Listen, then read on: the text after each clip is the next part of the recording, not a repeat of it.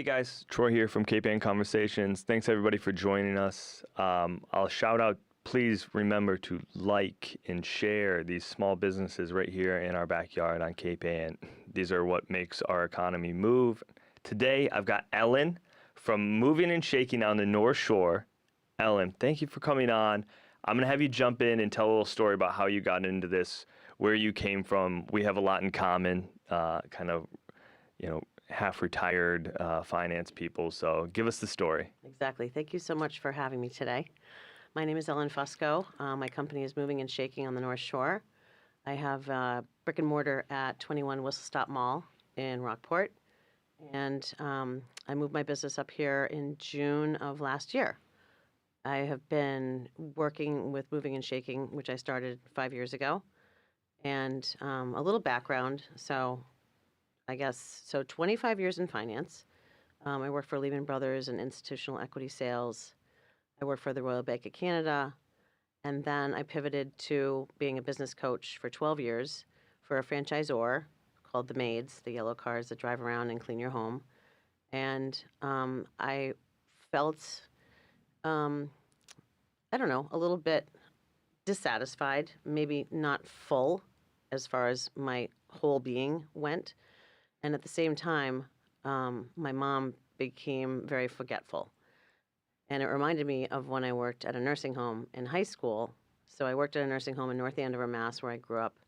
And when I graduated high school, I remember saying to myself, I'm going to be an administrator of a nursing home one day.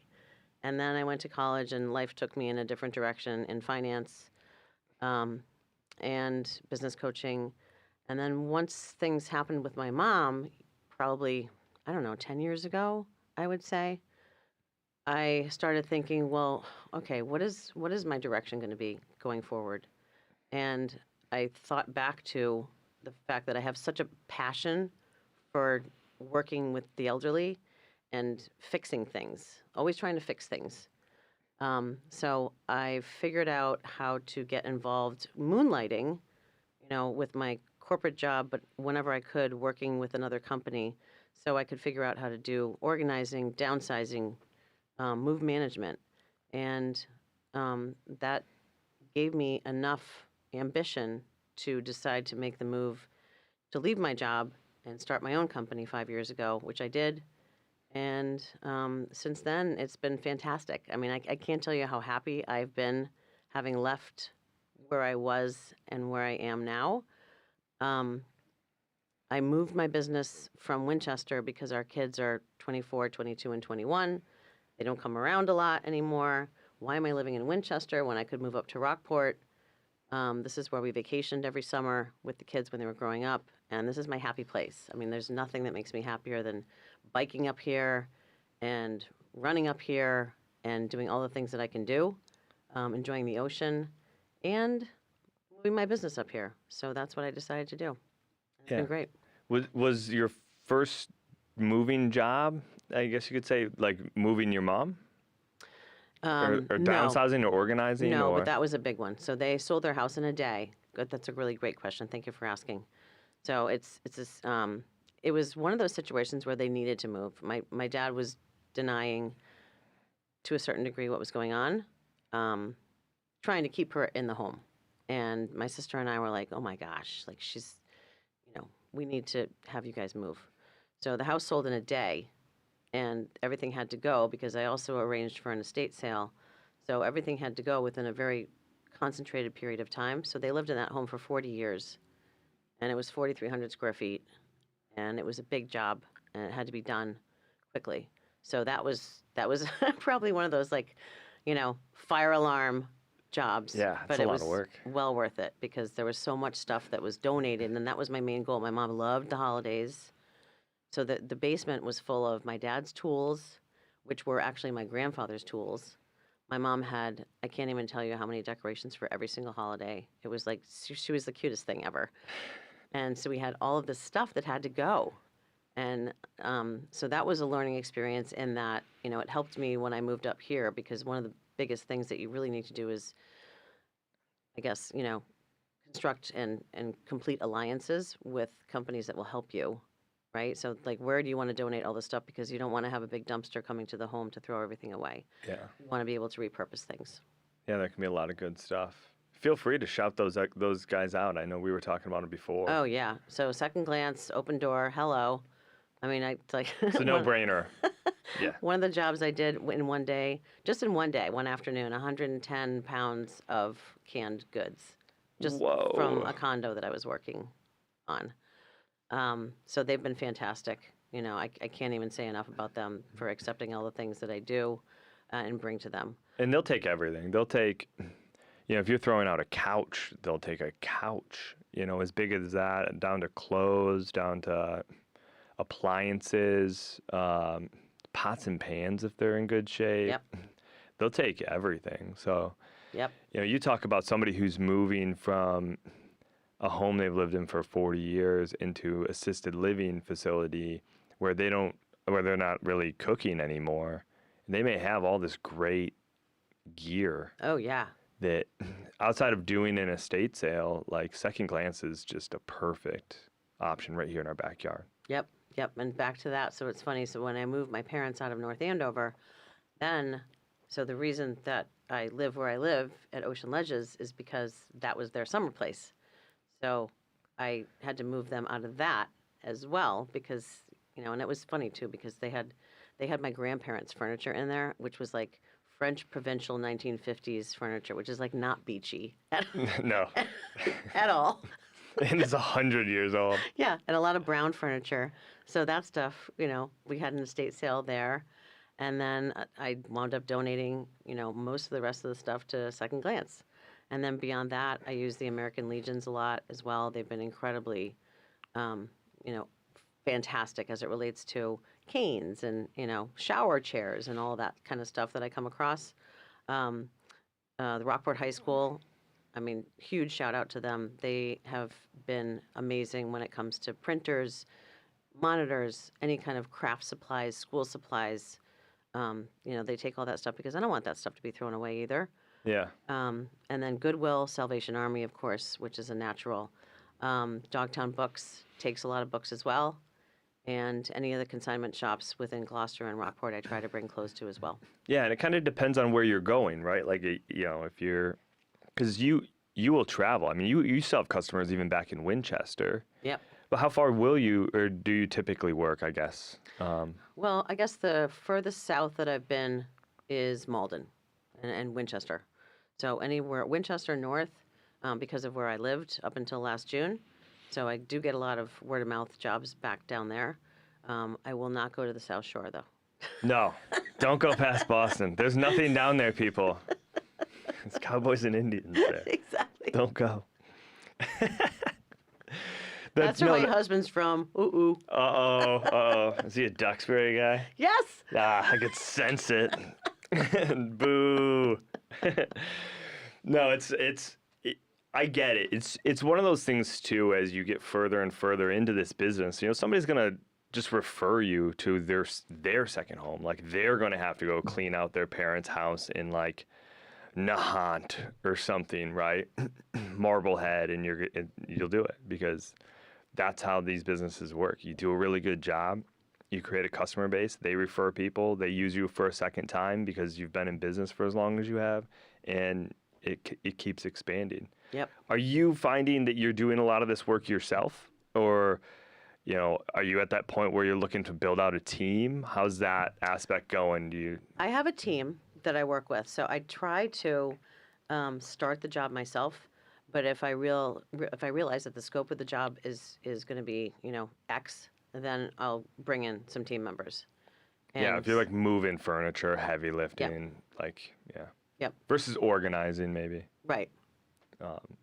I really like your focus on this niche of the sort of senior population. This is a population it's a heavy lift. I think that really differentiates you in the market. Because for whatever reason, we've all like burdened ourselves with always having to do everything for everybody in our families, which is okay. There's nothing wrong with that if you have the time. But, I look at my own mother-in-law, and she took care of her mom as she was getting older and dealing with her whole um, her house and downsizing her and moving her into assisted living. At the same time, she's dealing with her own kids. Plus, she's a full-time teacher. Who has the time to do this I stuff? know. I She's know. she's totally burnt out, right? Yep. And she's not a professional at any of these things. She shouldn't have the relationships, shouldn't have the processes in place. And that's all before, like, the mental jujitsu that family members can put onto each other. Hmm. Whereas, like, a third party can come in unbiasedly and patiently work with people to get through all of this, right? Yeah, to have an objective standpoint is really crucial. Because I would imagine that's one of your biggest problems, right? You walk into one of these places and everything can mean something to them. Yes. So I'm gonna talk about one of my customers that I've become friends with. So Jane and Dan. So they moved from Wakefield. They are in their mid 60s. Decided to sell their home and downsize. And so I came into that, and she and I hit it off like thick as thieves because she worked at Mass Financial Services, so she was from finance as well. And she had probably 5 closets of clothes, a lot of them that had tags still on them. So Dan was like, "Can you please help me, help me help her?" She's not wearing these. Exactly, a lot of I mean, and she's like, "This is the sweetest thing, like all these beautiful clothes. I might wear that again." I'm like, "Jane, come on now, are you really like, you're retired?" What's the rule? Like, if you haven't worn it in a year? Yep, I say like seasonal, right? So if you haven't worn it the last season and now it's this season and you haven't worn it again, no, time to Yeah. go. So put it up here. It was beautiful, and now it's time to go. Yeah. So they were fantastic to work with because it was not only just the clothes, but it was moving them out. So they had a moving company, and they put everything in storage. But I helped them pack up, so pack the entire home really. And then when they moved in to their place in Andover, to this beautiful Cape, they were like, "Would you please come back and help us unpack and organize everything?" And that was such a joy. So the jobs that I do vary dramatically, right? So that's one, like a move out and a move in. Or else another job that I did was, someone went to the hospital and never came out, and that's a sad situation. So the family members call me and say, "Well, can you, gosh, we got to clean out his place. It's got to go." And that was a big job. So then I bring in team members because it was the basement. It was, he not only grew up there, but he was born there, and his mother lived there for 40 years before that. So it was her stuff and his stuff, and that was a big one. A lot of stuff. Yes, an awful lot of stuff. And once again, it's trying to repurpose, donate, sell, and throw away. And then another job that I've been working on is someone who has a disabled child and just needs some help organizing things because life gets hectic. And so that's an easy one, right? You go a couple, in between jobs, you go a couple hours 2 times a week and you just help them out. And it's just the satisfaction that I get from those types of jobs is just remarkable because you can see it in their eyes. They're just like, "Thank you." It's just Yeah. unbelievable. Yeah, and one thing that I think helps is when you come in there with a game plan to do things like donate to Second Glance, to put food on the table of people in Gloucester, through the open door. It breaks down that like barrier, like they're doing good. When you're talking to that lady about, we got to get rid of hundreds of pieces of clothing here, and she's like, "Well, those look like dollar signs in their eyes, right? Like, wow, I spent real money on these things, and you just want to throw them away." You're like, "No, no, no, no, no, no. I'm taking these as Second Glance, and you're donating them to someone who needs them, and then when they sell at Second Glance, it's putting food on the table of our neighbors." Right. And that can probably, I would imagine, you tell me, that can really change the narrative with that person.